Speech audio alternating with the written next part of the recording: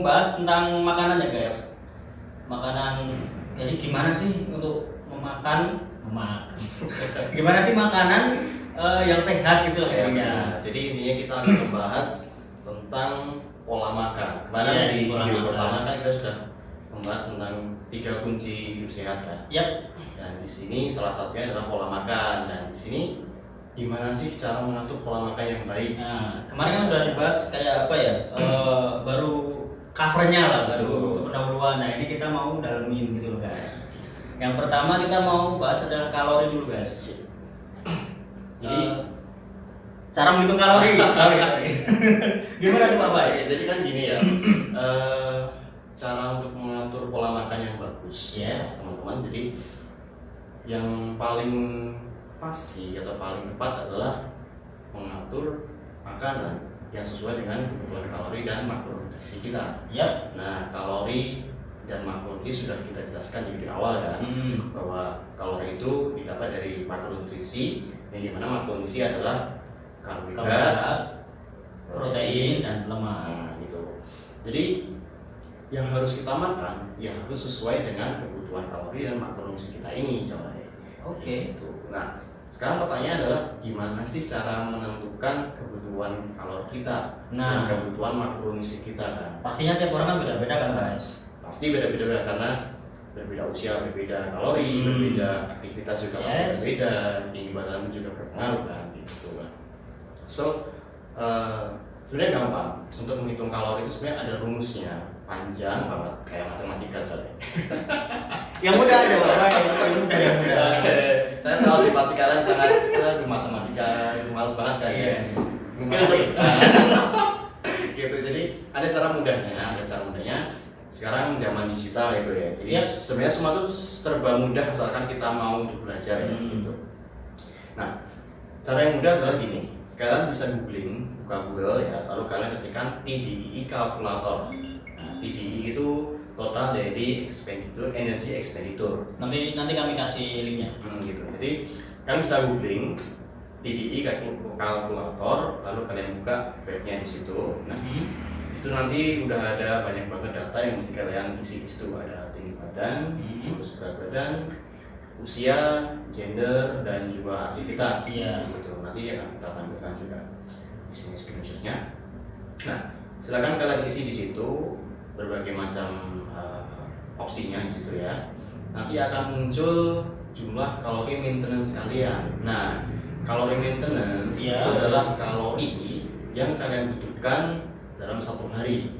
Jadi dari kalian bangun tidur sampai kalian tidur lagi, itulah namanya kalori maintenance yang kalian butuhkan untuk semua kegiatan kalian, dari kalian mandi, kalian makan, kalian naik motor, naik mobil, bernafas pun juga pasti. Bahkan ketika kalian tidur siang pun juga membutuhkan kalori. Jadi intinya kalori maintenance adalah kalori yang kalian butuhkan dalam berkegiatan 1 hari itu, atau energi dalam 1 hari itu. Nah, jadi tadi setelah kalian memasukkan beberapa data di kalkulator ya, akan muncul kalori maintenance. Nah, kalian harus, gampangnya ya, kalian harus makan sesuai dengan kalori maintenance itu. Nah, itu untuk menjaga tubuh kalian. Artinya gini, ketika kalian makan di kalori maintenance, tubuh kalian akan termaintain dengan baik. Gampangnya tubuh kalian nggak akan jadi gendut atau jadi lebih kurus. Berarti kalau kurang bisa kurus? Bisa. Kalau lebihan mudahnya bisa naik berat badan. Namanya kan maintenance kan, dijaga kan. Jadi gampangnya ketika kalian makan di kalori maintenance, tubuh kalian akan stabil lah ya, berat badan paling naik sekilo, nanti turun lagi sekilo, kayak gitu sih. Nah, setelah kalian melihat kalori maintenance, jangan lupa di situ ada BMR. Nah, apa itu BMR? BMR adalah basal metabolic rate. Nah, BMR ini dia juga berupa angka kalori coy. Nah, untuk lebih jelasnya nanti akan kita jelaskan di segmen lain ya. Biar lebih fokus membahas tentang. Tapi itu kurang lebih apa sih itu, kayak jadi batas bawah gitu ya? Iya, jadi dia batas minimal kalori yang kita butuhkan gitu. Nah, makanya teman-teman juga perlu memperhatikan yang mana BMR atau basal metabolic rate ini. Jangan cuma melihat kalori maintenance saja. Biasanya sih normal orang itu BMR selalu berada di bawah kalori maintenance biasanya. Nah makanya nanti akan kita bahas di segmen berikutnya lebih dalam tentang BMR karena ini sangat penting juga untuk kita perhatikan gitu coy. Oke. Gitu. Nah Terus setelah itu kita bahas, kan tadi udah tahu gimana cara menghitung kalori harian kita ya. Terus pertanyaannya nih, sekarang gimana cara menghitung jumlah kalori makanan nih yang kita konsumsi. Jadi kan kita sudah mengetahui ya berapa sih kalori maintenance kita, kalori kebutuhan tubuh kita kan. Nah, sekarang pertanyaan selanjutnya adalah tadi gimana sih kita bisa tahu nih makanan yang kita makan itu sesuai dengan kalori kita, kebutuhan kalori kita.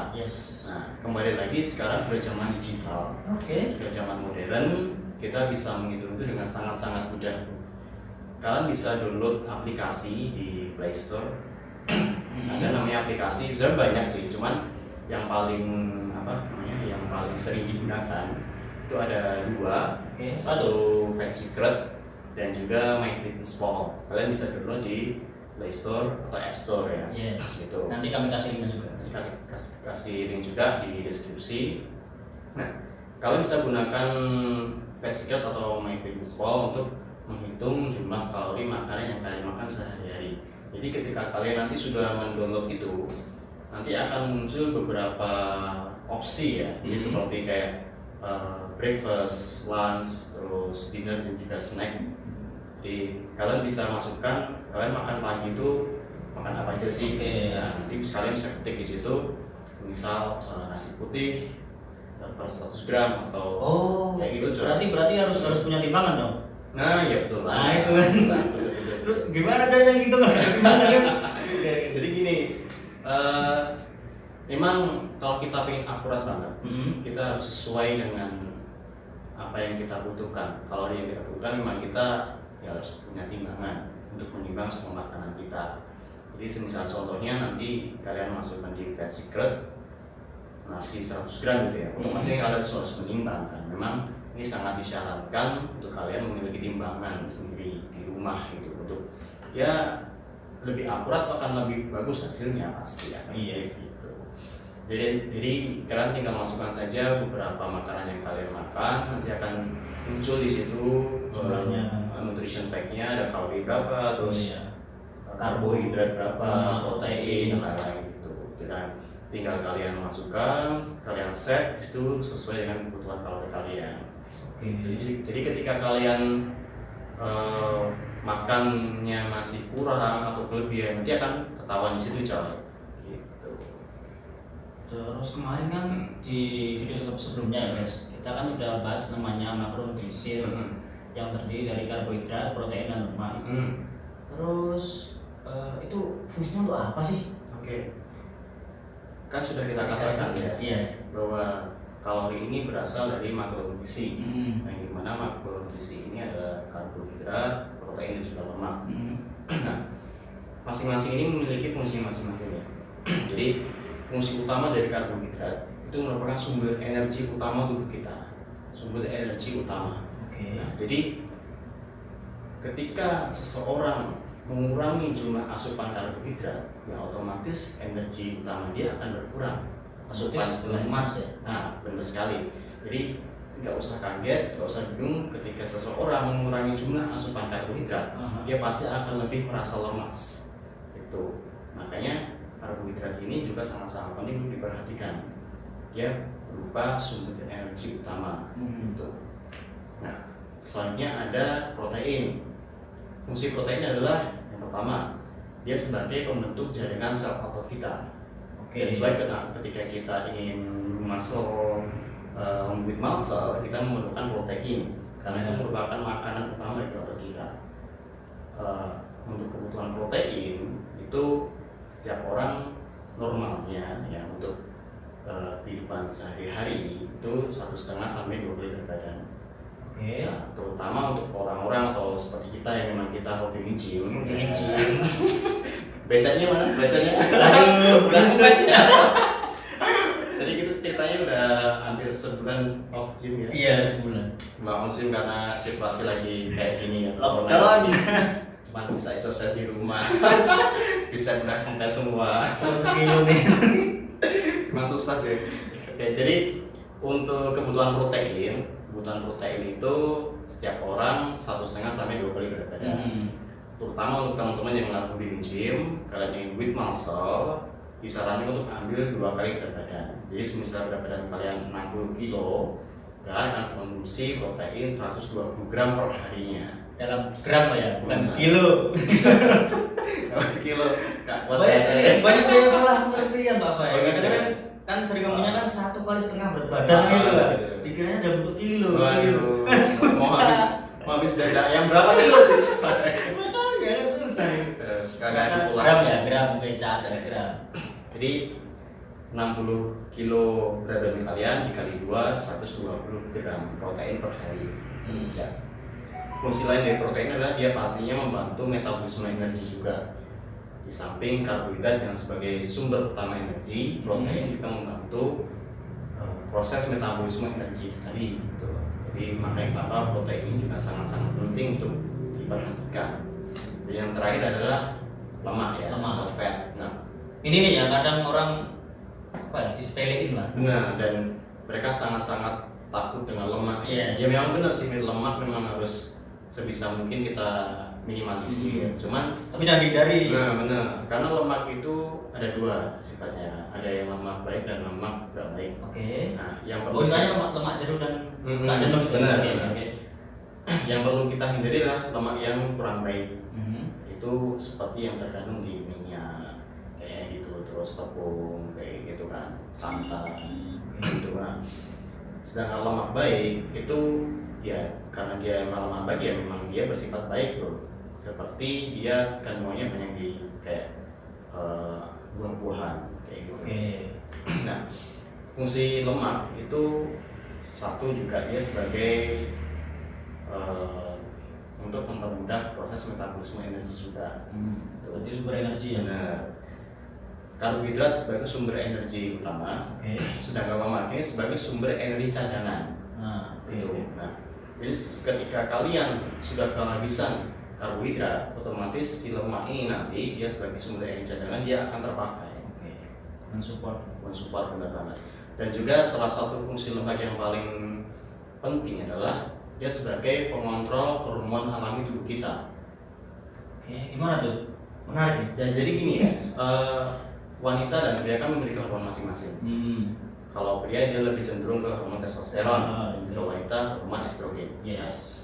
Lemak ini dia berperan dalam mengontrol produksi hormon kita. Otomatis kalau lemak ini juga terlalu sangat-sangat kita sepelekan, ya produksi hormon kita juga pastinya akan sedikit terganggu gitu. Makanya salah satu fungsi lemak ya dia sebagai pengatur hormon alami tubuh kita.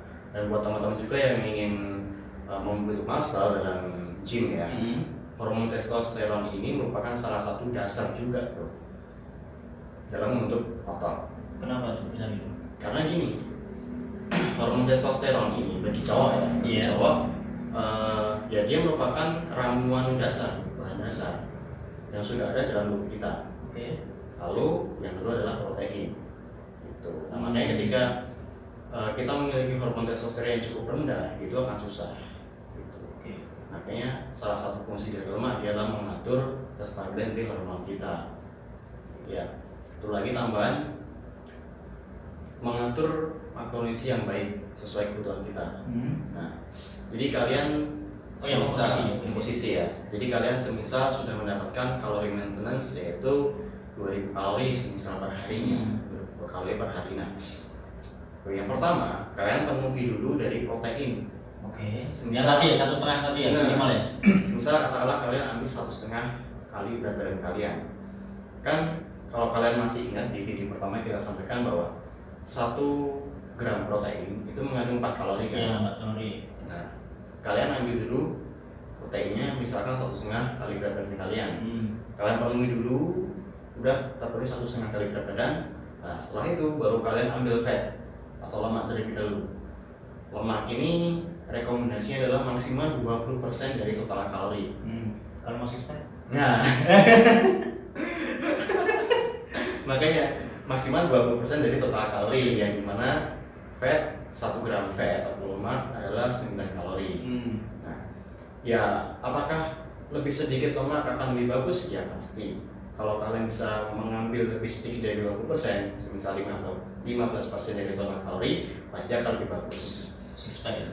Benar. Nah, setelah kalian mengambil protein, lalu fat, akhirnya di sisa itu kalian isi dengan karbohidrat. Gitu. Jadi karbohidrat ini biasanya dia akan berada di angka sekitar 50%. Sekitar mungkin kurang dikit ya, mungkin sekitar 48%, lebih sedikit sampai mungkin sekitar 50-53. Kalau bisa sih rekomendasi dari saya ambil 50% lah, karena jangan di bawah 50% gitu ya. Iya, karena sekali lagi kita sampaikan bahwa karbohidrat merupakan sumber energi utama tubuh kita. Kalau kalian kekurangan ya pasti kalian akan merasa lebih lemas, efeknya akan pusing, mungkin juga tidur kalian akan terganggu juga gitu. Di video selanjutnya kita mau ngobrolin apa ya? Di video Kira-kira nih, selanjutnya, bocoran aja nih. kita akan membahas, kita kan sudah membahas bagaimana tentang mengatur makronutrisi kita kan. Nah, kita akan membahas tentang makanan apa aja sih yang mengandung karbohidrat bagus, mengandung protein tinggi, dan juga mengandung lemak yang baik. Gitu.